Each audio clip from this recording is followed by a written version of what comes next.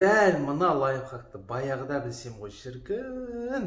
Вторичкадан, екінші нарықтан, ремонтымен, мебелімен, тиімді пайыздық мөлшерлемемен пәтер алудың жолын тауып алдым ғой достар.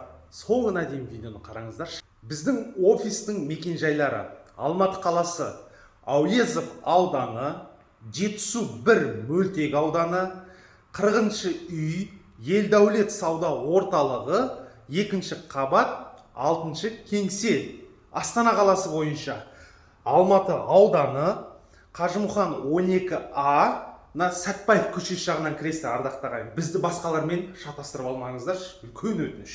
Вторичкадан, 2-ші нарықтан пәтер алудың қандай амалын, тәсілін тауып алдық, ардақты ағайын. Көп азаматтар отбасы банкінде ақша жинап жатады да, 50%-ға жеткенше шаршап кетеді. 50% алғашқы жарнаны жинау ол мүмкін емес. Екінің бірінің қолынан келмейді.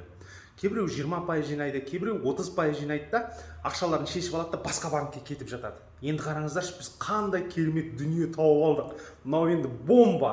Бұны баяғыдан білгенде вообще қаншама адамға ұялып тастаушы едік. Барлықтарымыз қазір отбасы банк қосымшасына кіреміз. Депозиттің үстінен басамыз, сол жерде міне госпремия, накопление, вознаграждение жазылып тұрады. Осы вознаграждениеге назар аударамыз. Вознаграждение 130 мыңнан асып тұрса, 130 мың вознаграждение асып тұрса болды. Екінші нарықтан минимум 20 миллионның үйін алуға дайындала беріңіздер. Накопление маңызды емес сізде. 2,5 миллион болуы мүмкін, 3 миллион болуы мүмкін. Но вознаграждение керемет роль ойнайды. Осы вознаграждение 130 мың болса, 20 миллионның үйін екінші нарықтан ала бересіздер. Жаңағы 3 миллион, 3,5 миллион, 2,5 миллион накоплениямен. Керемет емес па, ардақты ағайын?